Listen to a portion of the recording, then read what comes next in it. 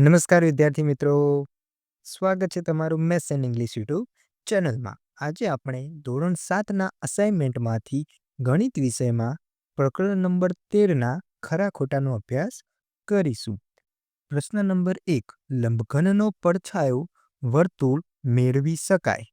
આ પ્રશ્નનો જવાબ આવશે ખોટું, કારણ કે લંબઘન જે આકાર છે તેમાં કોઈ પણ બાજુ વર્તુળ આકારની નથી, માટે તેનો પડછાયો વર્તુળ મેળવી શકાય નહીં.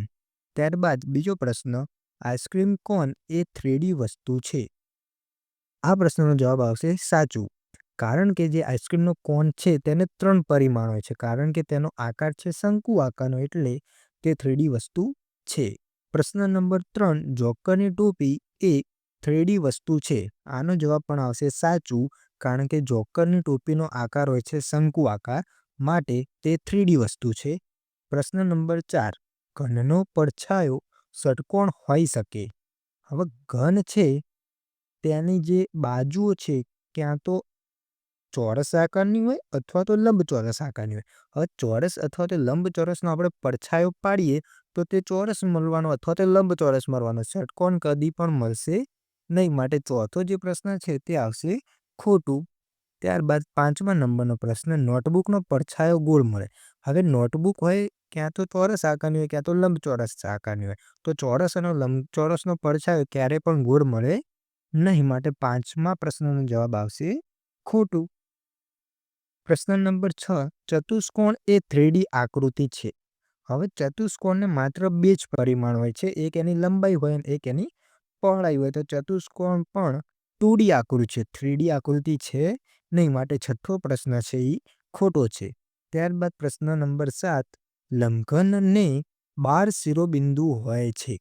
શિરોબિંદુનો મતલબ થાય છે એના જે ખૂણા છે એ કેટલા હોય છે, તો લંબઘનને માત્ર ને માત્ર 4 ખૂણા હોય છે, 12 હોતા નથી, માટે આ જે 7મા નંબરનો પ્રશ્ન છે તે થશે ખોટો. ત્યારબાદ 8મા નંબરનો પ્રશ્ન, 2 રૂપિયાના સિક્કાનો પડછાયો વર્તુળ હોય છે. તો હા, 8મા નંબરનો જવાબ આવશે સાચું, કારણ કે 2 રૂપિયાનો જે સિક્કો એ વર્તુળ આકારનો હોય છે, એટલે એનો પડછાયો આપણે વર્તુળ મેળવી શકીએ. પ્રશ્ન નંબર 9, સમઘનને 8 ધાર હોય છે. ધારનો મતલબ થાય છે કિનારી, તો સમઘનને કુલ 12 ધાર હોય છે, 8 ધાર હોતી નથી, માટે 9મા પ્રશ્નનો જવાબ આવશે ખોટું. ત્યારબાદ 10મો પ્રશ્ન, લંબઘનને 8 બાજુઓ હોય છે.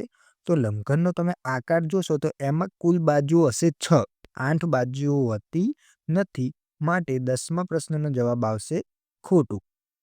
11મા નંબરનો પ્રશ્ન, સમઘનને 6 બાજુઓ હોય છે. એનો પણ જવાબ આવશે સમઘનને કુલ 6 બાજુ હોય છે, માટે 11માનો જવાબ આવશે ખરું. અને 12મો પ્રશ્ન છેલ્લો, સમઘનનો પડછાયો લંબચોરસ હોઈ શકે છે. તો હા, વાત સાચી છે, એને પ્રકાશ પાડીશું તો એનો પડછાયો આપણે લંબચોરસ મેળવી શકીએ છીએ, માટે 12મા પ્રશ્નનો જવાબ આવશે ખરું.